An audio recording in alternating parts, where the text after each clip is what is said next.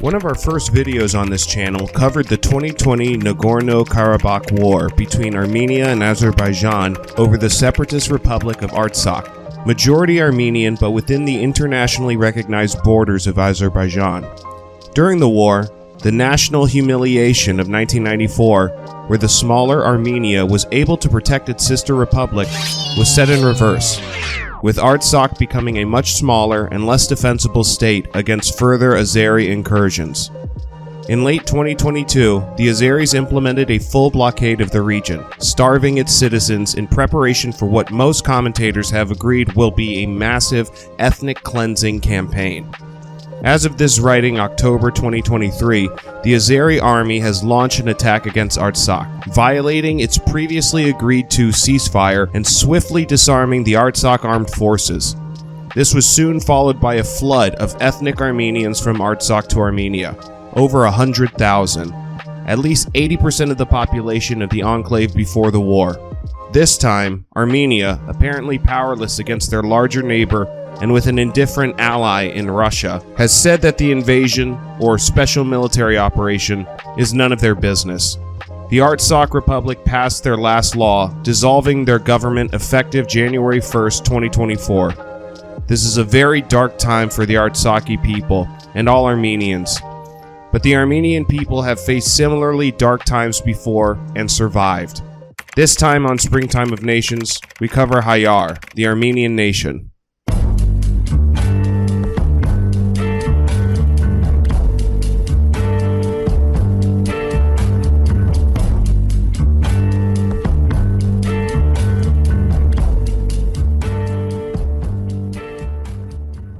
Armenia was well established as an independent state in antiquity, being the first one on earth to adopt Christianity as the official religion in 301 AD.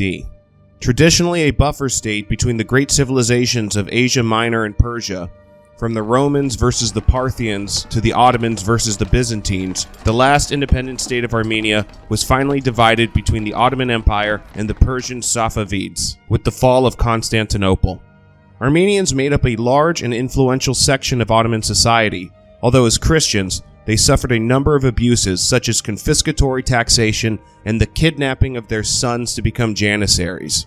For centuries, the Armenians largely accepted their role in the empire with little resistance, but by the 19th century, a new power came into the picture from the north, Russia. The Tsars had been watching the slow but obvious decline of the Ottoman Empire with great interest, and had taken many vassal states from the Turks since the 18th century.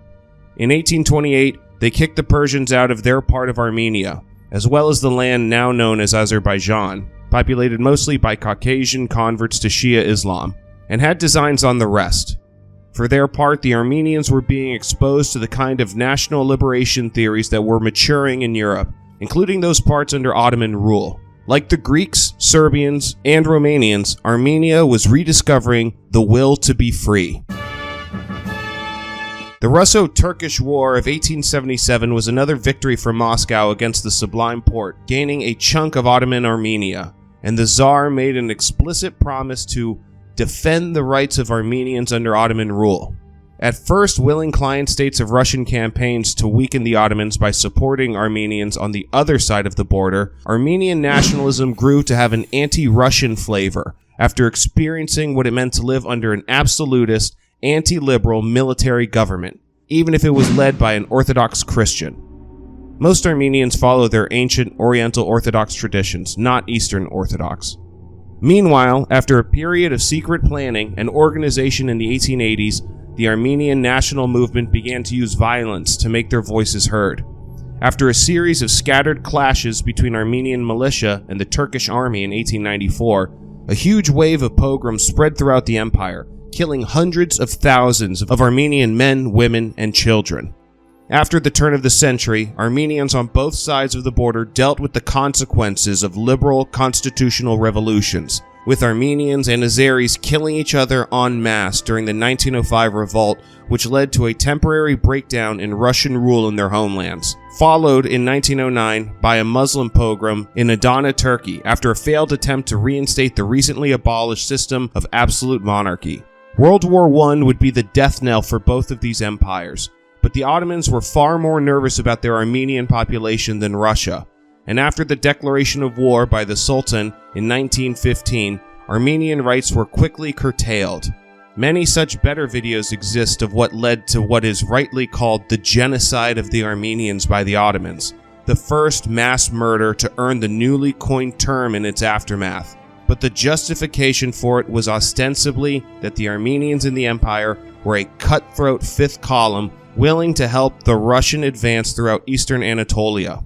While it's true that many Armenians did favor the concept of Russian rule over Turkish, this was not by any means the consensus, and certainly could not justify the murder of 1.5 million people. Those Armenians who survived fled overseas, or back to the Armenian highlands, where Russia maintained control. At least, maintained control until November 1917, when the Bolshevik Revolution led to Armenia declaring itself an independent country in 1918 for the first time in the modern era. The Republic of Armenia was led by the Social Democratic Armenian Revolutionary Federation, who immediately had to deal with several impossible situations. First, the huge number of refugees created by the Ottoman genocide. Second, Ottoman, and later the new Republic of Turkey, attempts to snuff out the Republic in its crib. And finally, territorial conflicts with their neighbors, the Georgian and Azeri republics, who were formed at the same time. One of the most important disputes was over ownership of the Nagorno-Karabakh region, which was majority Armenian and had its own autonomous council, which was unrecognized by the Azeris. Hundreds of thousands of Armenians died during this period from war and famine, which finally ended with the Bolshevik conquest in late 1920. Given what the small nation faced, it is a wonder it lasted a month, much less 2 years. Our first video covers the history of Armenia coming out of its long dormancy under the Soviet boot, beginning with the 1988 protest movement in the Nagorno-Karabakh Autonomous Oblast, led by ethnic Armenians against what they saw as insufficient autonomy from the Azerbaijan Soviet Socialist Republic.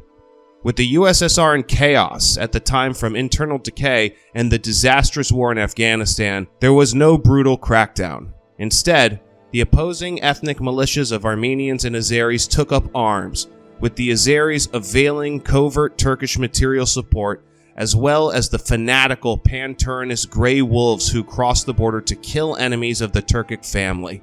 We also cover how a Ukrainian ex-Soviet general, Anatoly Zinovich, gave tiny Armenia a fighting chance against the larger Azerbaijan in its war to protect their cousins in the former Nagorno-Karabakh Autonomous Soviet Socialist Republic.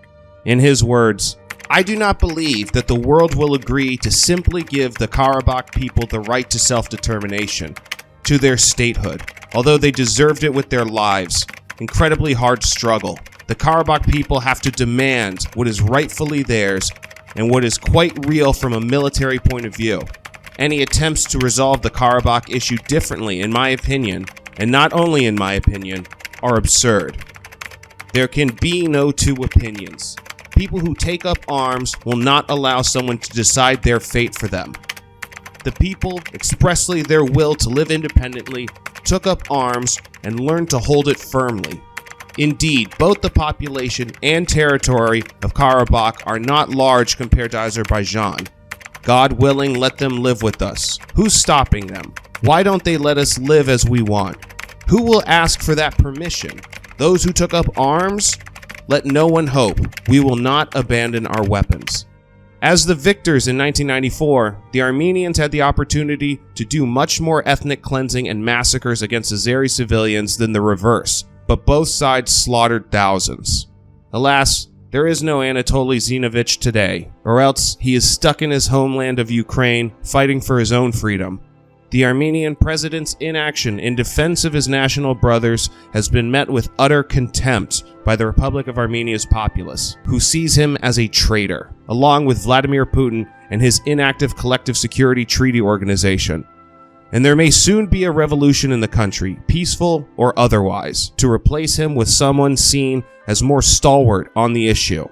The unfortunate truth is that there is likely very little that can be done to protect the people of Artsakh from a complete ethnic cleansing campaign, rubber stamped by Turkey and Russia and ignored by the United Nations. The Armenian people, however, have certainly survived worse, and their resilience is a testimony to the reality of nations and how state borders do not define them. Long live Artsakh, long live Armenia, and may 1,000 flowers bloom.